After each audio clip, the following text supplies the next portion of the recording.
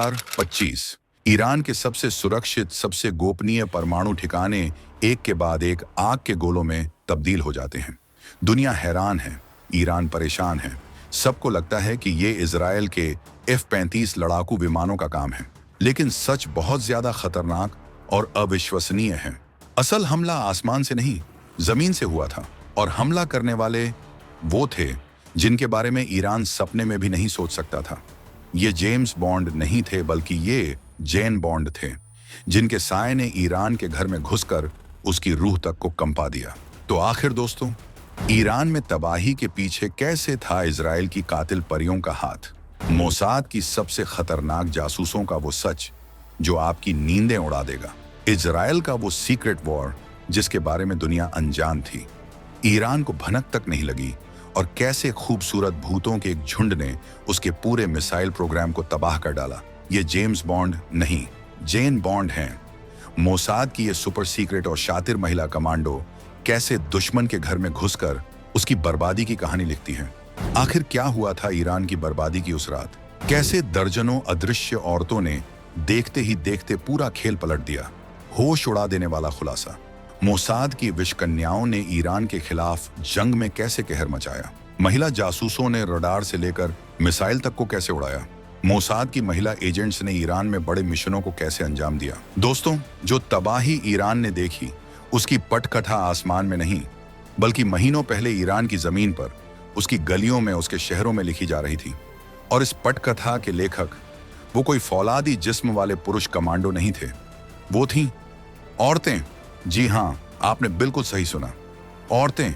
Mossad की दर्जनों महिला जासूस, वो खूबसूरत चेहरे जिनकी आंखों में मौत का पैगाम छिपा था, वो मीठी जबानें जो दुश्मन से उसके सबसे गहरे राज उगलवा सकती थीं, वो परछाइयां जो ईरान के सबसे महफूज ठिकानों में ऐसे दाखिल हुईं जैसे हवा दरवाजों और दीवारों को चीरकर अंदर चली जाती है।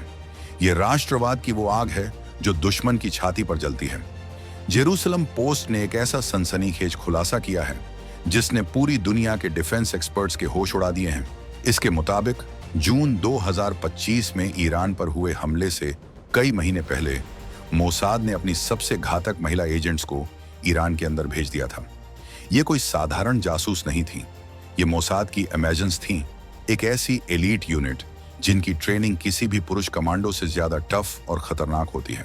मोसाद के डायरेक्टर डेविड बार्निया ने खुद इस बात को कबूल किया है कि इस ऑपरेशन की सफलता का सेहरा इन महिला एजेंट्स के सिर पर ही बनता है। ये सिर्फ निगरानी या जानकारी जुटाने का काम नहीं कर रही थी, नहीं, इनका मिशन कहीं ज्यादा बड़ा और कहीं ज्यादा खतरनाक था। सोचिए, ईरान अपनी सबसे खतरनाक मिसाइल बनाने के लिए एक गुप्त अंडरग्राउंड फैसिलिटी में दिन रात एक कर रहा है। सैकड़ों वैज्ञानिक और इंजीनियर जुटे हुए हैं। अचानक उस प्रोग्राम में रहस्यमयी दिक्कतें आने लगती हैं। एक दिन पता चलता है कि सारा महत्वपूर्ण डेटा करप्ट हो गया है। अगले दिन एक प्रमुख वैज्ञानिक की कार एक सुनसान सड़क पर दुर्घटनाग्रस्त मिलती है। तीसरा वैज्ञानिक एक खूबसूरत महिला के जाल में फंसकर अपने सारे राज उगल देता है। सप्लाई चेन में रहस्यमयी तरीके से ऐसे गड़बड़ पार्ट्स पहुंच जाते हैं जिनसे मिसाइलें टेस्ट के दौरान ही आसमान में फट जाती हैं। ईरान को लगता है कि ये सब महज एक इत्तेफाक है, उसकी बदकिस्मती है, लेकिन ये बदकिस्मती नहीं थी दोस्तों। ये मोसाद की उन महिला जासूसों का बिछाया हुआ एक ऐसा मकड़ जाल था जिसमें ईरान फंसता ही जा रहा था। वो ईरान के सिस्टम में एक वायरस की तरह घुस चुकी थी और अंदर ही अंदर उसे खोखला कर रही थी। ये है इजरायल की ताकत, जो दुश्मन को उसके घर में घुसकर सबक सिखाती है। उन्होंने ईरान के असंतुष्ट नागरिकों, वैज्ञानिकों और यहाँ तक कि सैन्य अधिकारियों का एक ऐसा नेटवर्क खड़ा किया जो मोसाद के लिए काम कर रहा था। ये लोग पैसे के लिए, अपनी विचारधारा के लिए या मौजूदा सरकार से नफरत के लिए ईरान को धोखा दे रहे थे, और इन सब को कंट्रोल कर रही थी मोसाद की ये एमेजेंस। इन्होंने सिर्फ मिसाइल प्रोग्राम को ही नहीं रोका, बल्कि जब इजरायली हमले का वक्त आया तो इन्हीं एजेंट्स ने जमीन से टारगेटिंग इनपुट मुहैया कराया। इन्होंने ईरान के रडार सिस्टम को जाम करने के तरीके खोजे, उसके एयर डिफेंस सिस्टम की सटीक लोकेशन बताई, और ये सुनिश्चित किया कि जब इजरायल के 200 से ज्यादा फाइटर जेट्स ईरान के आसमान में दाखिल हों तो उन्हें कम से कम प्रतिरोध का सामना करना पड़े। ये एक ऐसा परफेक्ट ऑपरेशन था जिसकी ईरान कल्पना भी नहीं कर सकता था। दुश्मन आसमान से नहीं, जमीन से, उन्हीं के बीच से हमला कर रहा था। तो अब सवाल ये उठता है कि आखिर हैं कौन ये औरतें? ये कहां से आती हैं? कौन सी चीज इन्हें दुनिया का सबसे खतरनाक जासूस बनाती है?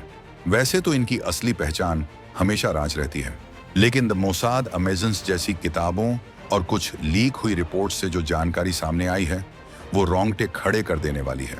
ये महिलाएं सिर्फ खूबसूरत चेहरे नहीं होती, इन्हें कई भाषाएं आती हैं। खासकर फारसी और अरबी पर इनकी ऐसी पकड़ होती है कि कोई पहचान ही नहीं सकता कि ये बाहरी हैं। इन्हें मनोविज्ञान का इतना गहरा ज्ञान होता है कि ये किसी भी इंसान को देखकर उसकी कमजोरियों को भांप लेती है। इनकी ट्रेनिंग पुरुषों से भी ज्यादा मुश्किल होती है। इन्हें हर तरह के हथियार चलाने से लेकर बिना हथियार के लड़ने तक हर चीज में माहिर बनाया जाता है।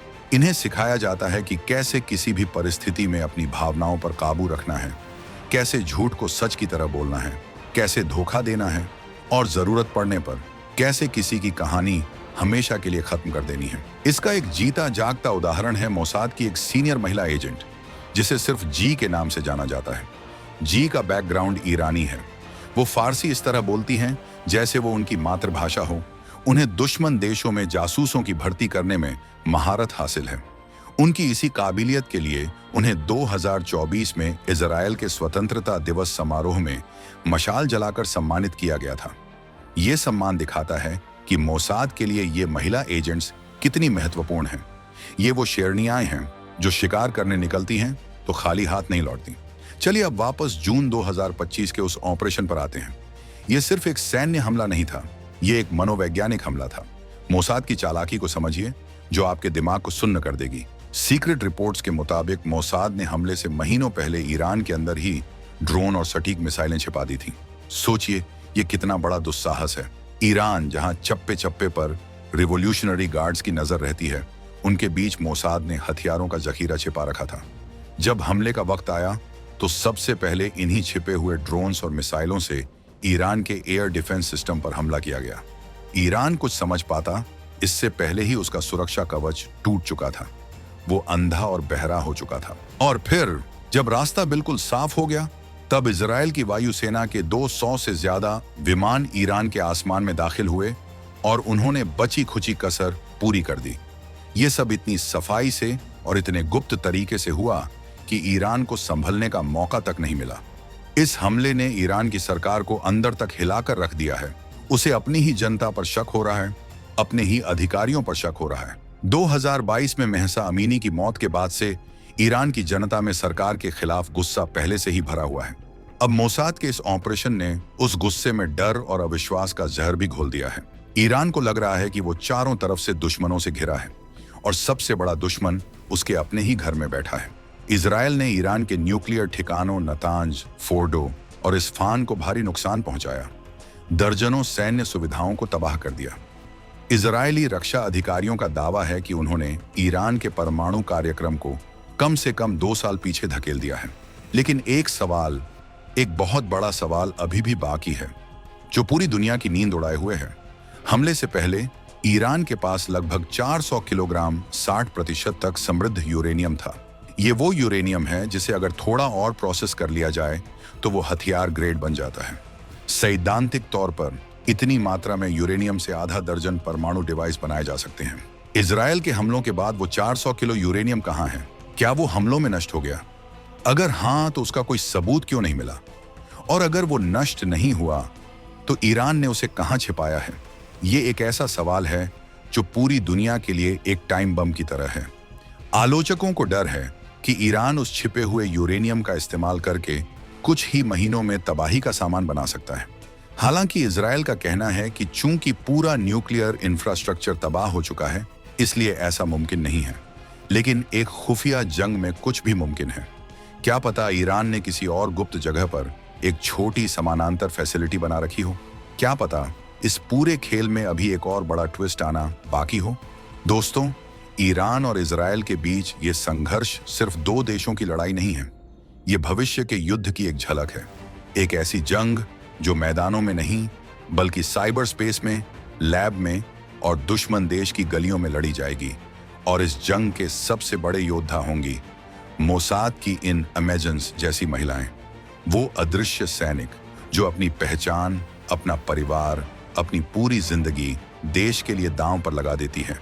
वो गुमनाम हीरो जिनकी कहानियां कभी आधिकारिक तौर पर नहीं कही जाएंगी, लेकिन जिनके कारनामे दुनिया का नक्शा बदलते रहेंगे। ईरान में जो हुआ वो सिर्फ एक ऑपरेशन नहीं था, वो एक संदेश था। एक संदेश कि मोसाद कहीं भी पहुंच सकता है। वो एक संदेश था कि इजराइल अपने दुश्मनों को उनके सबसे सुरक्षित किलों में भी घुसकर मारेगा।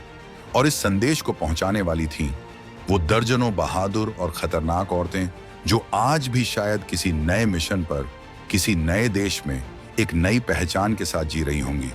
वो साए जो हमेशा हमारे बीच रहते हैं लेकिन हमें कभी दिखाई नहीं देते।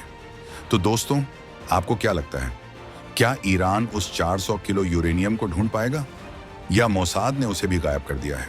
और क्या ये महिला एजेंट्स अभी भी ईरान के अंदर मौजूद हैं, किसी अगले मिशन का इंतजार कर रही हैं? कमेंट्स में अपनी राय जरूर बताइए।